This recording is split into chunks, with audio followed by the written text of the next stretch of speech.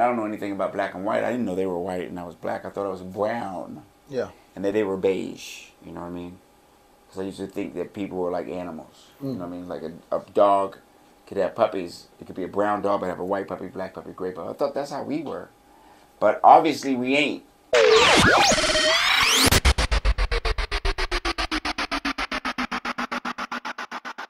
All right, so the book. Talk about the book, man. Living in Color, man. What made you do it, or how, did you have help with it? I mean, can you talk about how it all came about? Yeah, my sister called me and said, "You do all these interviews, but you never mention our mother." And I was like, get out of here, because she's always getting on me about something, you know what I mean?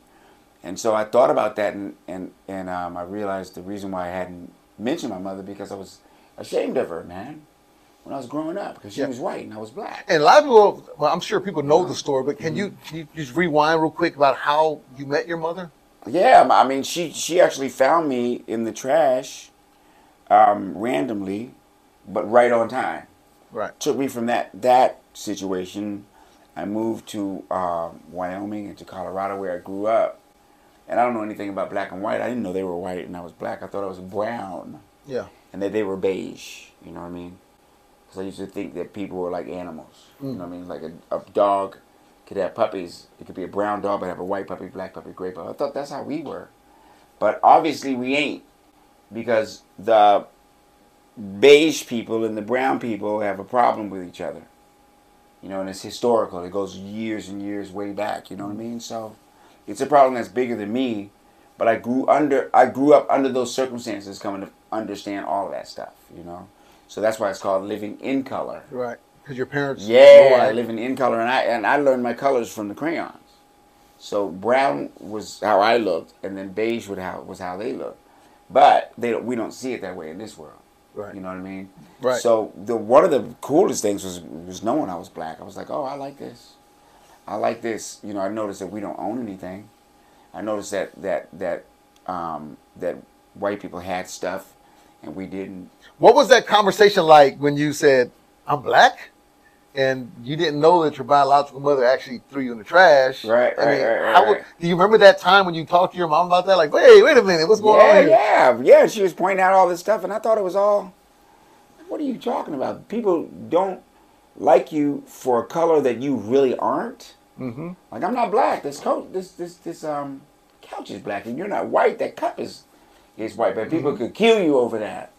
You see what I'm saying? Mm-hmm. So, you know, I discovered when I was black, when I finally discovered that I was black, was the big giant white people, because I was a kid, used to call me a word called nigga and chase me down and were trying to kill me. And you're like, what the heck? And I was like, whoa. I finally went to my mother's and I was like, who are these niggas? We got to stay away from them. Oh my God. You know what I mean? So when it happened again, these brothers, teenagers, stood behind me and the white guys ran that way. And I was like, black ever since. I'm like, oh, it looks like I'm good. You know, I know who I'm with. You know what I mean?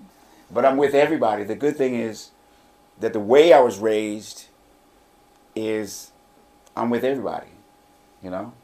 Hey, if you're walking and you're living in this life, if there's something I could do for you, I'll do it. You know? I'd rather help than hurt. You know, and that's my thing, you know? That's my thing. But that, you know, the world is what it is. Mm-hmm. You know, we only here once. So we make the best of our climb. Right. You know what I mean? And that's what I'm all about. So that's what the book is about. But quite frankly, the book actually is just me taking all the experiences that I went through, you know, up to the age that I am. Put it on paper. And putting it down for the reader, so the reader can sit down and go through those pages and maybe see something, oh, that happened to me. Or, oh, now I understand this. And they can close the book and go out, you know, and be like, you know, be at the bag, you know. There's the pitch. Clack. There's the pitch. Pow. There's the pitch. Pow.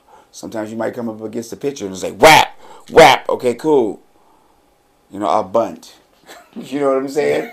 You know what I mean? Yeah. You know, you can't always be trying to crack it over there, but you know, you learn your own rhythm in life.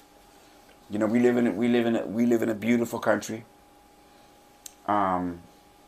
It's full of ups and downs, but we at least we try to accept each other's differences, and we've done really good at doing that.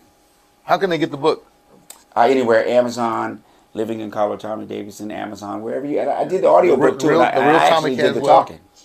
I actually did the audiobook. You said you were actually during the pandemic. You were doing. You're in the home studio. Yeah. I was in my home studio doing Proud Family, and so I'm just, man, I'm just really happy about the things that I was taught from everyone. I learned something from everyone, man. Man, that's dope. I learned something from everybody, from the Hispanics, from the African, from the Asian, from the Indian. I learned a lot from everybody.